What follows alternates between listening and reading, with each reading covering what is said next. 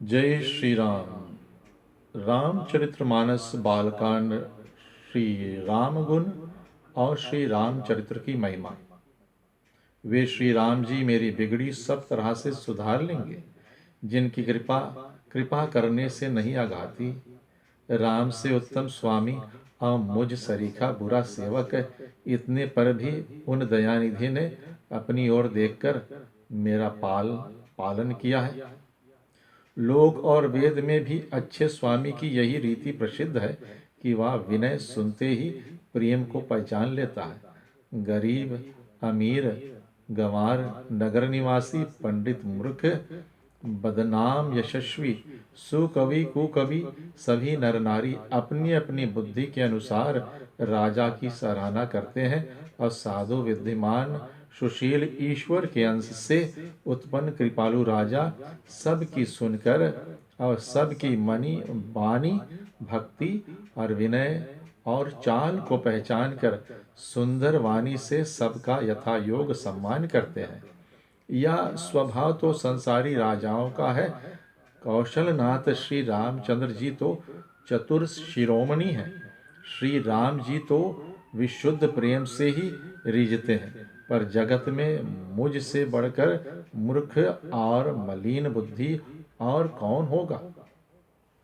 तथापि कृपालु श्री रामचंद्र जी मुझ दुष्ट सेवक की प्रीति और रुचि को अवश्य रखेंगे, जिन्होंने पत्थरों को जहाज और बंदर भालुओं को बुद्धिमान मंत्री बना लिया है। सब लोग मुझे श्री राम जी का सेवक कहते हैं और मैं भी कहलाता हूँ। कृपालु श्री रामचंद्र जी इस निंदा को सहते हैं कि श्री सीतानाथ जी जैसे स्वामी का तुलसीदास सा सेवक है। यह मेरी बहुत बहुत बड़ी ढिठाई है और दोष है। मेरे पाप को सुनकर नरक भी नाक सिकोड़ लेगा। या समझकर मुझे अपने ही कल्पित डर से डर हो रहा है, किंतु भगवान श्री रघुनाथ जी ना तो स्वप्न में भी इस पर ध्यान नहीं देते, वरन मेरे प्रभु श्री रामचंद्र जी ने तो इस बात को सुनकर, देखकर और अपने सुचित रूपी चक्षु से निरीक्षण कर मेरी भक्ति और बुद्धि की सराहना की। क्योंकि कहने में चाहे बिगड़ जाए, परंतु हृदय में अच्छापन होना चाहिए। श्री रामचंद्र जी भी दास के हृदय की स्थिति जानकर रिझ जाते हैं। प्रभु के चित्त में अपने भक्तों की हुई भूल चूक याद नहीं रहती और उनके हृदय को 100 बार याद करते रहते हैं। जिस पाप के कारण उन्होंने बाली को व्याध की तरह मारा था, वैसे ही कुचाल फिर सुग्रीव ने चली और वही करनी विभीषण की थी। परंतु श्री रघुनाथ जी ने स्वप्न में भी उसका मन में विचार नहीं किया। उल्टे भरत जी से मिलने के समय श्री रघुनाथ जी ने उनका सम्मान किया और राजसभा में भी उनके गुणों का बखान किया है। प्रभु तो वृक्ष के नीचे और बंदर डाली पर, परंतु ऐसे बानरों को भी उन्होंने अपने समान बना लिया। तुलसीदास जी कहते हैं कि श्री रामचंद्र जी सरीखे शील निधान स्वामी कहीं भी नहीं है। हे श्री राम, आपकी अच्छाई से सभी का भला है। यदि यह बात सच है तो तुलसीदास जी का सभी भी सदा कल्याण ही होगा। इस प्रकार अपने गुण दोष को कहकर और सबको फिर सिर नवाकर मैं श्री रघुनाथ जी का निर्मल यश वर्णन करता हूँ, जिसके सुनने से कलयुग के पाप नष्ट हो जाते हैं। मुनि याज्ञवल्क्य जी ने जो सुहावनी कथा मुनि श्रेष्ठ भरद्वाज जी को सुनाया था, उसी संवाद को मैं बखान कर कहूँगा। सब सज्जन सुख का अनुभव करते हुए उसे सुने। शिव जी ने पहले इस सुहावने चरित्र को रचा, फिर कृपा करके पार्वती जी को सुनाया। वही चरित्र शिव जी ने कागभूषण जी को राम भक्त और अधिकारी पहचान कर दिया, और उन कागभूषण जी ने फिर याज्ञवल्क्य जी को सुनाया, और उन्होंने फिर उसे भरद्वाज जी को गाकर सुनाया। वे दोनों भक्त और श्रोता यानी याज्ञवल्क्य जी और भरद्वाज जी समान शील वाले और समदर्शी हैं, और श्री हरि की लीला को जानते हैं। वे अपने ज्ञान से तीनों कालों की बातों को हथेली पर रखे हुए आंवले के समान जानते हैं, और भी जो सुजान हरि भक्त हैं, वे इस चरित्र को नाना प्रकार से कहते, सुनते और समझते हैं।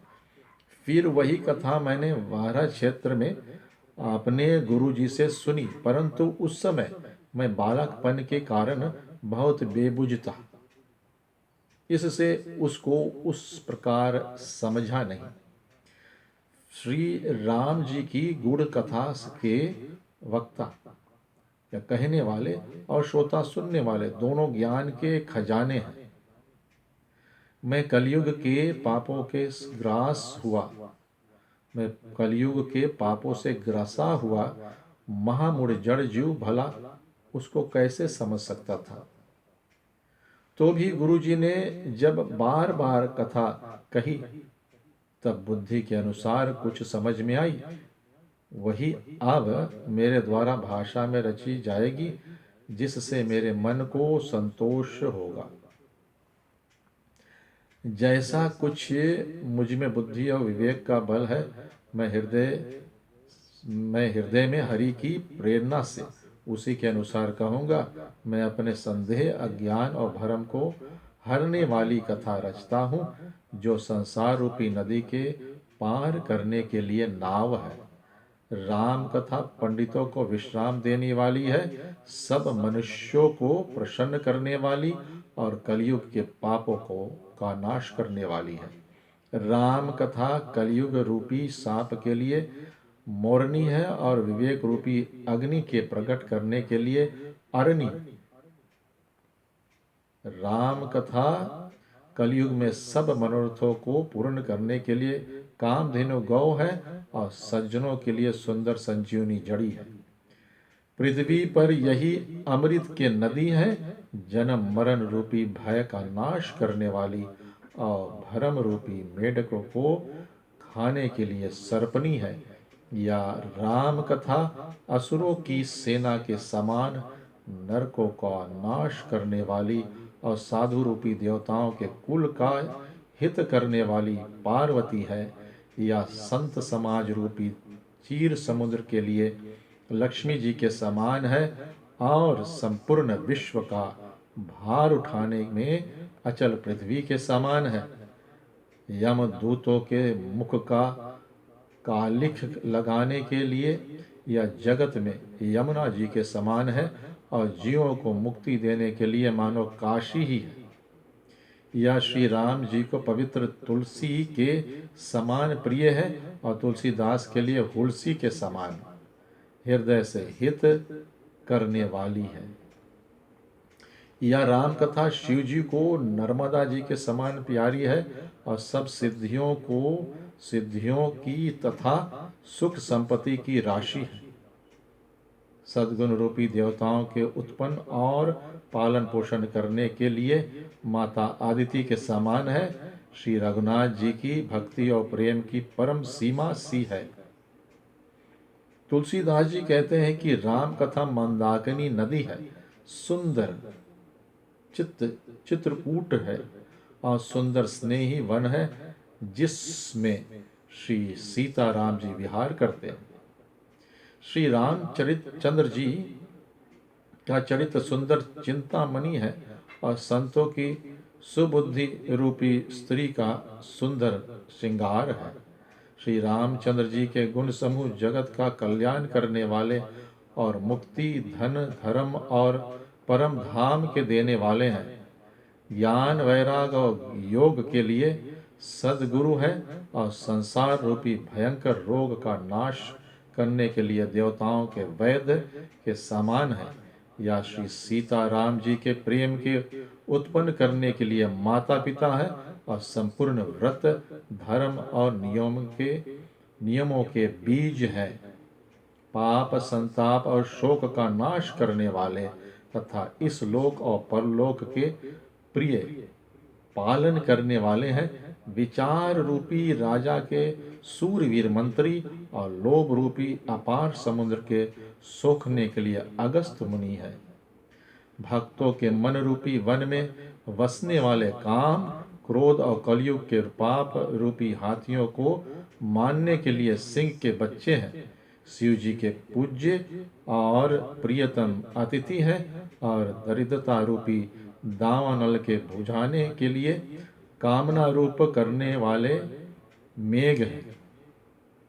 विषय रूप सांप का जहर उतारने के लिए मंत्र और महामणि है, यह ललाट पर लिखे हुए कठिनता से मिटने वाले बुरे लेखों को मिटा देने वाले हैं। अज्ञान रूपी अंधकार को हरण करने के लिए सूर्य किरणों के समान और सेवक रूपी धान के पालन करने में मेघ के समान है। मनोवांछित वस्तु देने में श्रेष्ठ कल्प वृक्ष के समान है और सेवा करने में हरिहर के समान सुलभ और सुख देने वाले हैं। सुकवि रूपी शरद ऋतु के मन रूपी आकाश को सुशोभित करने के लिए तारागण के समान है और श्री राम जी के भक्तों के तो जीवन धन ही है। संपूर्ण पुण्यों के फल महान भोगों के समान है, जगत का छल रहित हित करने में साधु संतों के समान है। सेवकों को के मन रूपी मन सरोवर के लिए हंस के समान और पवित्र करने में गंगा जी के तरंग मालाओं के समान है। श्री राम जी के गुणों के समूह कुकर्म कुमार्ग कुतर्क कुचाल और कलयुग के कपट दंभ और पाखंड को जलाने के लिए वैसे ही है जैसे ईंधन के लिए प्रचंड अग्नि। रामचरित पूर्णिमा के चंद्रमा के किरणों के समान सभी को सुख देने वाला है, परंतु सज्जन रूपी कुमुदनी और चकोर के चित्त के लिए तो विशेष हितकारी और महान लाभदायक है। जिस प्रकार श्री पार्वती जी ने श्री शिव जी से प्रसन्न किया, जिस प्रकार से श्री शिव जी ने विस्तार से उसका उत्तर कहा, वह सब कारण में विचित्र कथा की रचना करके गाकर कहूंगा। जिसने यह कथा पहले ना सुनी हो या वह इसे सुनकर आश्चर्य ना करे, जो ज्ञानी इस विचित्र कथा को सुनते हैं वे जानकर आश्चर्य नहीं करते कि संसार में राम कथा की कोई सीमा नहीं है। उनके मन में ऐसा विश्वास रहता है नाना प्रकार से श्री रामचंद्र जी के अवतार हुए हैं और 100 करोड़ तथा अपार रामायण है। कल्प वेद के अनुसार श्री हरि के सुंदर चरित्रों को मुनीश्वरों ने अनेकों प्रकार से गाया है। हृदय में ऐसा विचार कर संदेह ना कीजिए और आदर सहित प्रेम से इस कथा को सुनिए। श्री रामचंद्र जी अनंत है, उनके गुण भी अनंत है, उनकी कथाओं का विस्तार भी असीम है। अत्योम जिनके विचार निर्मल है वे इस कथा को सुनकर आश्चर्य नहीं मानेंगे। इस प्रकार सब संदेहों को दूर करके और श्री गुरु जी के चरण कमलों की रज को सिर पर धारण करके मैं पुनः हाथ जोड़कर सबकी विनती करता हूँ, जिससे कथा की रचना में कोई दोष स्पर्श ना करने पावे। जय श्री राम।